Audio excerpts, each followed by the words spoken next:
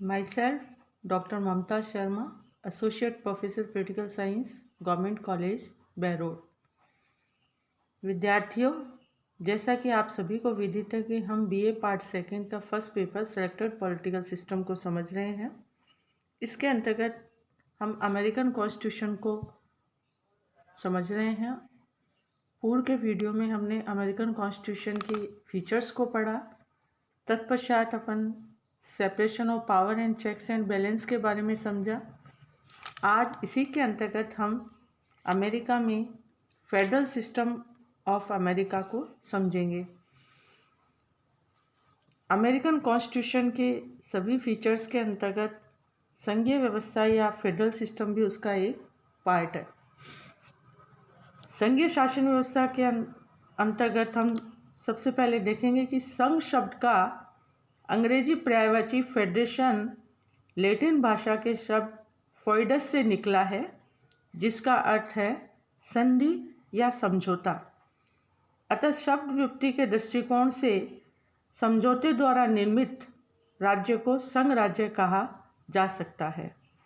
संवैधानिक दृष्टिकोण से संघात्मक शासन का तात्पर्य एक ऐसे शासन से होता है जिसमें संविधान द्वारा ही केंद्रीय सरकार और इकाइयों की सरकारों के बीच शक्ति विभाजन कर दिया जाता है और ऐसा प्रबंध कर दिया जाता है कि इन दोनों पक्षों में से कोई एक अकेला इस शक्ति विभाजन में परिवर्तन न कर सके। इस संबंध में डाइसी ने कहा है कि एक संघात्मक राज्य एक ऐसे राजनीतिक उपाय के अतिरिक्त कुछ नहीं है जिसका उद्देश्य राष्ट्रीय एकता तथा राज्य अधिकारों में मेल स्थापित करना है। इसी के अंतर्गत हम डॉक्टर गॉर्नर की परिभाषा को भी बताना उचित समझेंगे कि संघ शासन व्यवस्था एक ऐसी प्रणाली है जिसमें केंद्रीय तथा स्थानीय सरकारें एक ही प्रभुत्व शक्ति के अधीन होती हैं।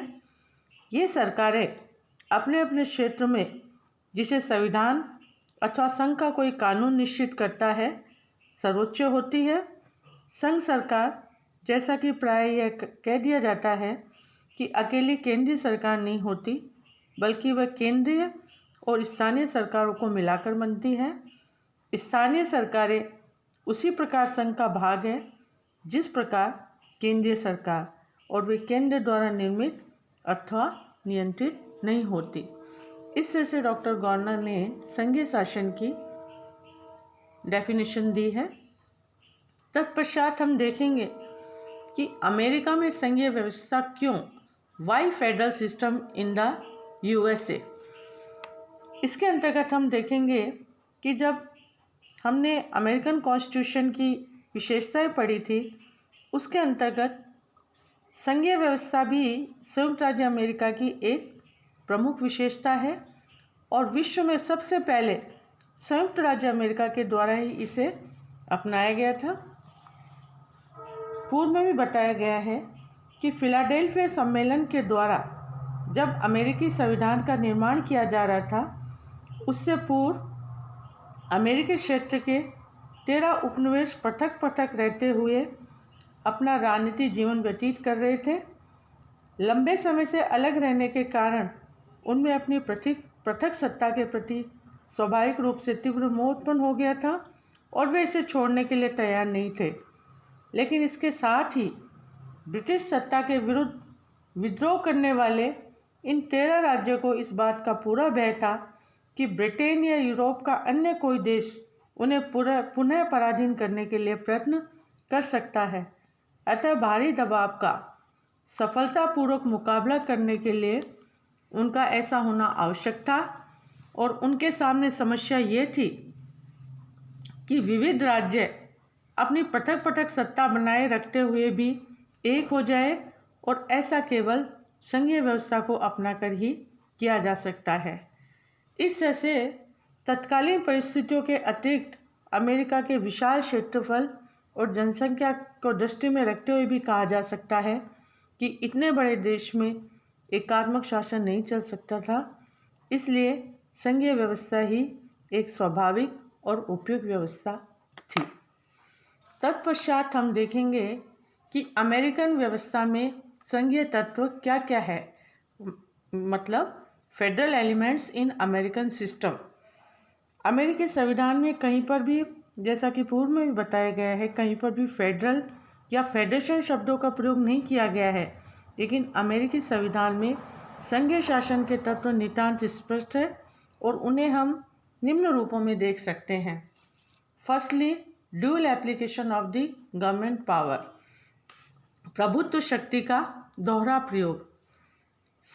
यद्यपि संप्रभुता का विभाजन नहीं हो सकता है और संघ राज्य में भी संप्रभुता अविभाज्य होती है, किंतु संघ राज्य में संप्रभुता की अभिव्यक्ति अवश्य ही केंद्रीय सरकार और इकाइयों की सरकारें इस प्रकार के दो साधनों द्वारा होती है। अमेरिकी संविधान के अंतर्गत प्रभु शक्ति के दोहरे प्रयोग की ही व्यवस्था की गई है। केंद्रीय सरकार और राज्य सरकार दोनों को ही संविधान से मान्यता प्राप्त है और ये अपने अपने क्षेत्र में कार्य करने के लिए स्वतंत्र है। सेकेंडली, डिवीजन ऑफ पावर्स, शक्तियों का विभाजन। शक्तियों का विभाजन संघीय व्यवस्था का निश्चित रूप से सर्वाधिक महत्वपूर्ण तत्व है। संघीय शासन के अंतर्गत संविधान द्वारा केंद्रीय सरकार और इकाइयों की सरकारों के बीच शक्ति का विभाजन कर दिया जाता है।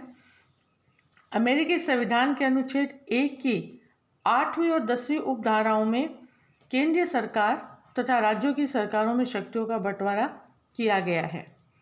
तत्पश्चात thirdly, supremacy of the constitution. Supremacy of constitution means संविधान की सर्वोच्चता।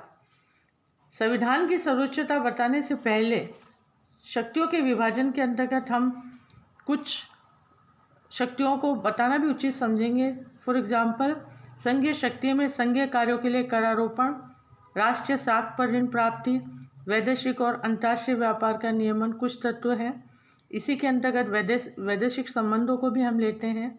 जबकि राज्यों की शक्तियों में स्थानीय कार्यों के लिए करारोपण, राज्यों की साख पर ऋण प्राप्ति, राज्यों के आंतरिक क्षेत्र में व्यापार का नियमन, दीवानी और फौजदारी कानून, इन सबको हम शक्तियों के विभाजन के अंतर्गत लेते हैं।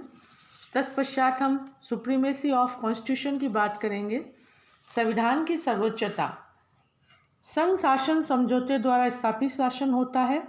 यह समझौता संविधान में निहित होता है और संघ राज्य का यह संविधान सर्वोच्च होता है। केंद्रीय सरकार, इकाइयों की सरकारें तथा सरकारों के विभिन्न अंग संविधान के प्रतिकूल किसी भी प्रकार का कार्य नहीं कर सकते। अतः संयुक्त राज्य अमेरिका में सुप्रीमेसी ऑफ कॉन्स्टिट्यूशन को अपनाया गया है। तत्पश्चात सुप्रीमेसी ऑफ द जुडिशरी, न्यायपालिका की सर्वोच्चता। जैसा कि आपको सभी को विदित है कि सभी संघात्मक राज्यों के अंतर्गत एक सर्वोच्च न्यायालय की व्यवस्था की जाती है, जिसका कार्य संविधान की व्याख्या एवं रक्षा करना होता है। सर्वोच्च न्यायालय केंद्रीय सरकार, प्रांतीय सरकारें या सरकार के किसी अंग द्वारा संविधान के प्रतिकूल किए गए कार्यों को अवैधानिक घोषित कर सकता है और यही न्यायिक सर्वोच्चता है।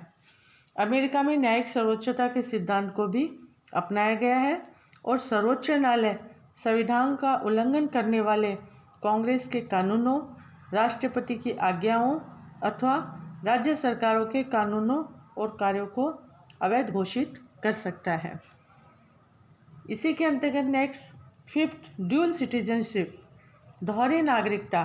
दोहरी नागरिकता को भी सामान्यतः संघ राज्य का एक तत्व समझा जाता है, जिसका तात्पर्य है कि प्रत्येक व्यक्ति केंद्रीय सरकार का तथा उस राज्य सरकार का नागरिक होगा जिसमें वह रहता है। अर्थात संयुक्त राज्य अमेरिका के संविधान में दोहरी नागरिकता को अपनाया गया है और वहाँ प्रत्येक व्यक्ति को दो नागरिकताएं प्राप्त होती हैं। नंबर 1, संयुक्त राज्य अमेरिका की नागरिकता।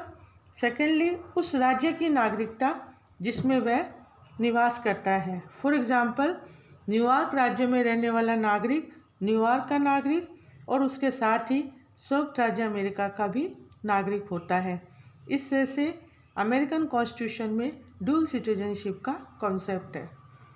सिक्सली, equal representation of the units in second chamber of the federal legislature. संघीय व्यवस्थापिका के द्वितीय सदन में इकाइयों को समान प्रतिनिधित्व। संघ राज्य के उपयुक्त लक्षणों के अतिरिक्त अन्य कुछ लोग गौण लक्षण भी इसमें माने जाते हैं कि संघीय व्यवस्था में इन गौण लक्षणों में एक यह है कि केंद्रीय व्यवस्थापिका के द्वितीय सदन में प्रतिनिधित्व संघीय आधार पर प्रदान किया जाना चाहिए, जनसंख्या के आधार पर नहीं। अतः संयुक्त राज्य अमेरिका में ऐसा ही किया गया कि कांग्रेस के प्रथम सदन, जिसे हम प्रतिनिधि सभा कहते हैं, में प्रतिनिधियों की संख्या जनसंख्या के आधार पर प्रदान किया गया और इस सदन में बड़े राज्यों को अधिक प्रतिनिधित्व प्राप्त हुआ और छोटे राज्यों को कम, लेकिन द्वितीय सदन, जिसे हम सेनेट कहते हैं, में छोटी बड़ी सभी इकाइयों को समान प्रतिनिधित्व प्रदान किया गया। Seventh, inviolability of the territorial integrity of state. राज्यों की प्रादेशिक अखंडता अनुल्लंघनीय है। संघ राज्य का एक सिद्धांत यह भी माना जाता है कि संघ की इकाइयों के क्षेत्र में परिवर्तन का अधिकार नहीं होना चाहिए। संयुक्त राज्य अमेरिका के संविधान में ऐसा ही किया गया है। संविधान के अनुच्छेद 4 की उपधारा 3 में यह स्पष्ट किया गया है कि कांग्रेस नवीन राज्यों को संघ में प्रवेश दे सकेगी, परंतु कोई नया राज्य दूसरे राज्य के क्षेत्राधिकार में स्थापित नहीं किया जाएगा और न ही दो या अधिक राज्य या उनके भागों से मिलकर उन राज्यों के विधानमंडल तथा कांग्रेस की सहमति के बिना किसी नवीन राज्य का निर्माण किया जा सकता। इसका तात्पर्य यह है कि राज्य की सीमाओं में उनकी सहमति से ही परिवर्तन किया जा सकता है। उपयुक्त विवेचना के आधार पर कहा जा सकता है कि अमेरिकी संविधान के द्वारा न केवल एक संघ राज्य वरन एक आदर्श राज्य की या आदर्श संघ की स्थापना की गई है। इस तरह से अमेरिका के संविधान को विश्व का सर्वाधिक पूर्ण संघात्मक विधान कहा गया है।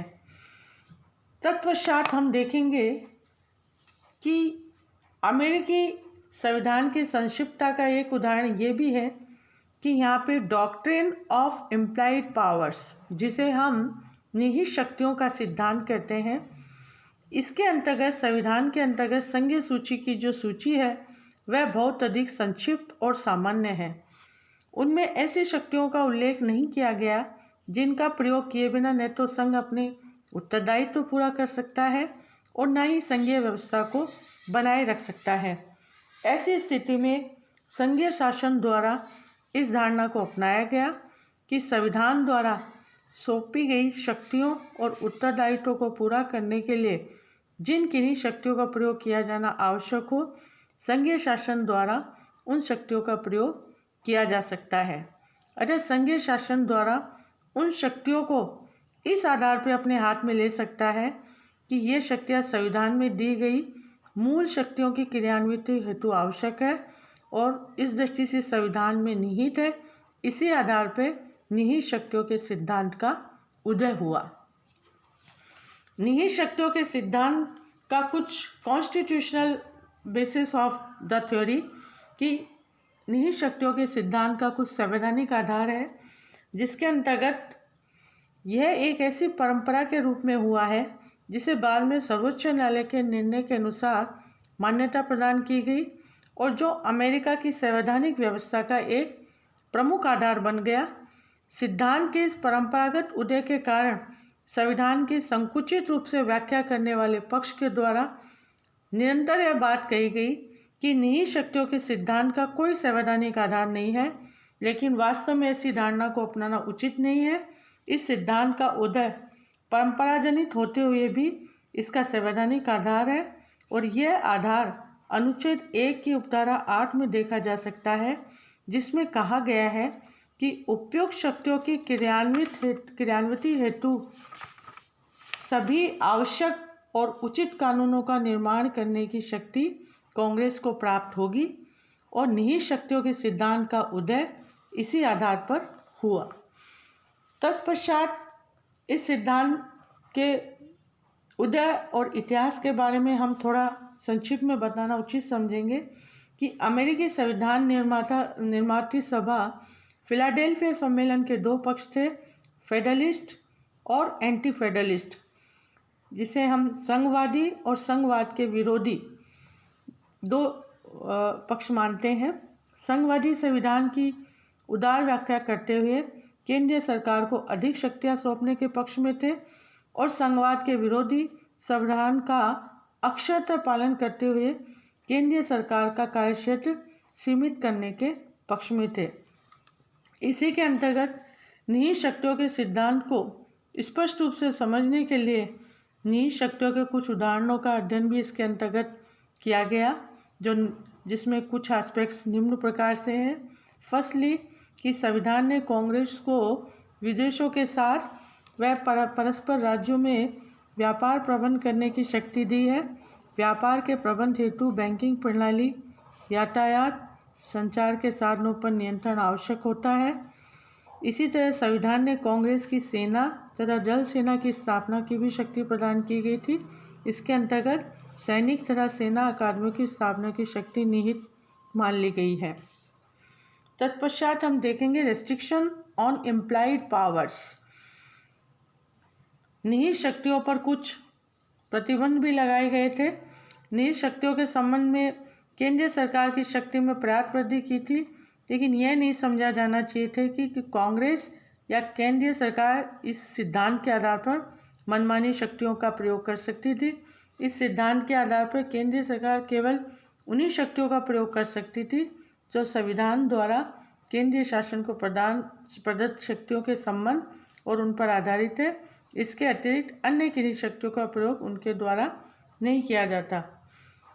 इस तरह से हम देखेंगे कि निहित शक्तियों के सिद्धांत पे कुछ रेस्ट्रिक्शंस भी लगाए गए थे।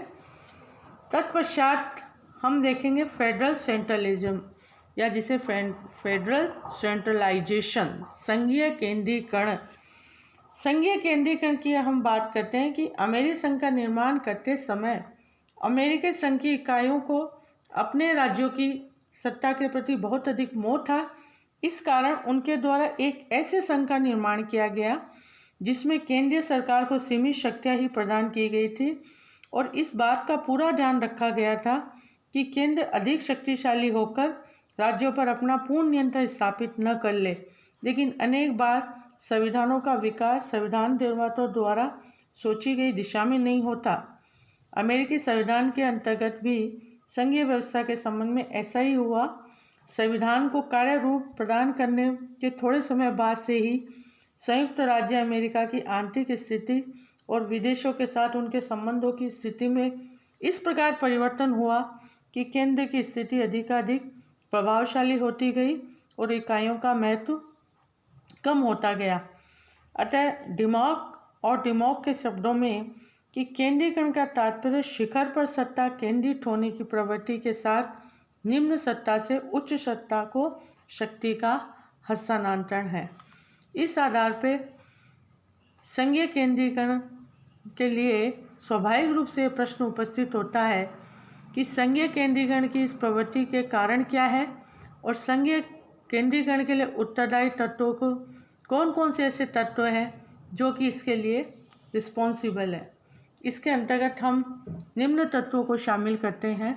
Number 1, मेटलिस्टिक economic and social changes, भौतिक, आर्थिक व सामाजिक परिवर्तन। संघीय केंद्रीकरण की प्रवृत्ति का संभवतः और सर्वाधिक महत्वपूर्ण कारण भौतिक, आर्थिक और सामाजिक परिवर्तन कहा जा सकता है, क्योंकि संविधान लागू किए जाने के समय से लेकर आज तक के लगभग 216 वर्षों में अमेरिकी राष्ट्र की स्थिति में महत्वपूर्ण परिवर्तन हुए हैं और इन परिवर्तनों ने केंद्र राज्य संबंधों को स्वाभाविक रूप से प्रभावित किया है।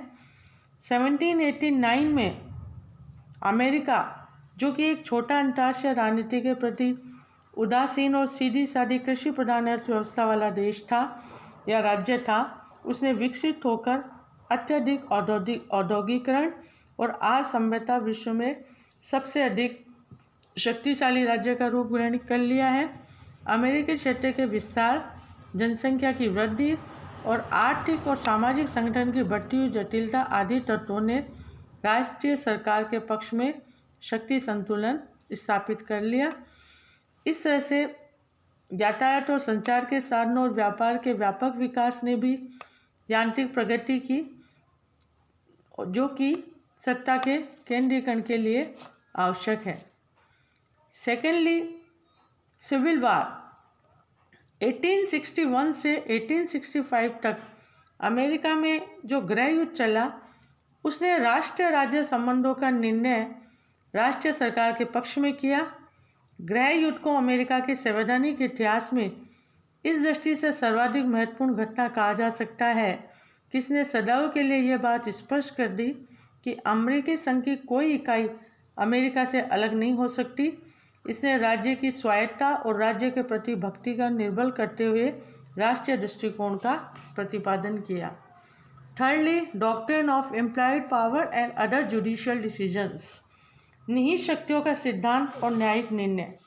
संघीय केंद्रीकरण की प्रवृत्ति को जन्म देने वाला एक महत्वपूर्ण तत्व है सर्वोच्च न्यायालय का निर्णय रहा है। केंद्रीय सरकार द्वारा अपनी अधिकांश अतिरिक्त शक्ति संवैधानिक संशोधनों के माध्यम से नहीं, बल्कि सर्वोच्च न्यायालय द्वारा की गई संवैधानिक व्यवस्था से प्राप्त की गई है। और केंद्रीय सरकार की शक्ति बढ़ाने वाला एक महत्वपूर्ण तत्व उनके द्वारा की गई निहित शक्तियों के सिद्धांत की खोज ही रहा है। और केंद्रीय सरकार को निहित शक्तियों के सिद्धांत के नाम पर अपनी शक्तियां बढ़ाने का अवसर मिला और इससे शक्ति संतुलन निश्चित रूप से केंद्र के पक्ष में रहा।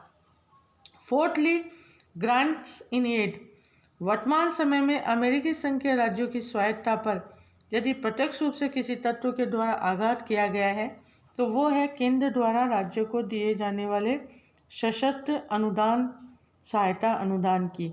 19वीं सदी के अंत तक अमेरिकी संघ की इकाइयाँ वित्तीय दृष्टि से लगभग आत्मनिर्भर थी और केंद्र के द्वारा राज्यों को जो थोड़ी बहुत सहायता दी जाती थी वह बिना किसी शर्त के होती थी। लेकिन वर्तमान समय में केंद्र द्वारा राज्यों को दिए जाने वाली सहायता अनुदानों की मात्रा बहुत अधिक बढ़ गई है।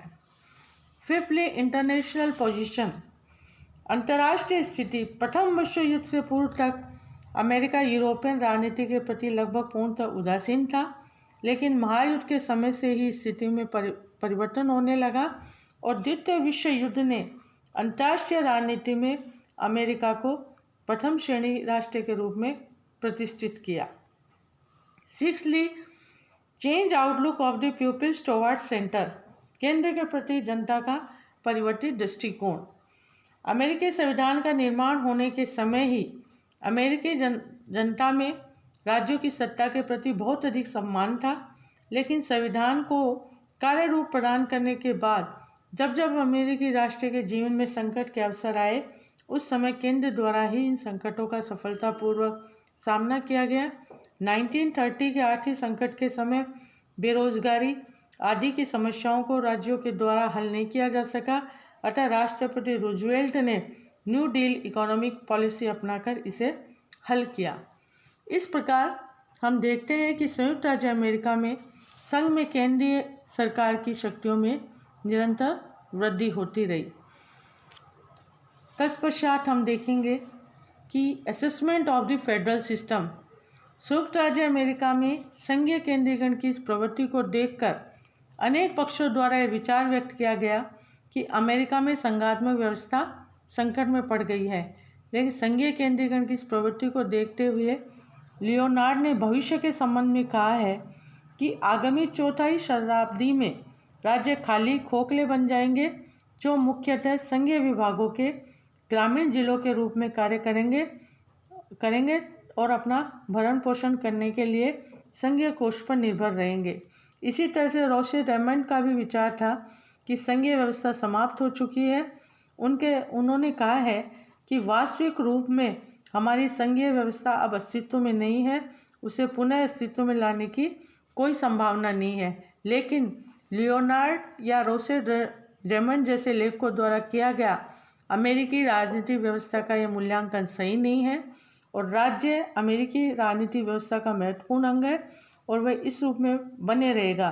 वस्तुस्थिति यह है कि अमेरिका जैसे विशाल और आर्थिक तथा भौतिक विविधताओं से परिपूर्ण देश में एकात्मक व्यवस्था कभी भी कार्य नहीं कर सकती। अतः अमेरिकी संघ के राज्य संघात्मक व्यवस्था की स्वायत्त प्रशासनिक इकाइयाँ इसमें बनी रहेगी। यह इस मनोवैज्ञानिक आधार पर भी कहा जा सकता है।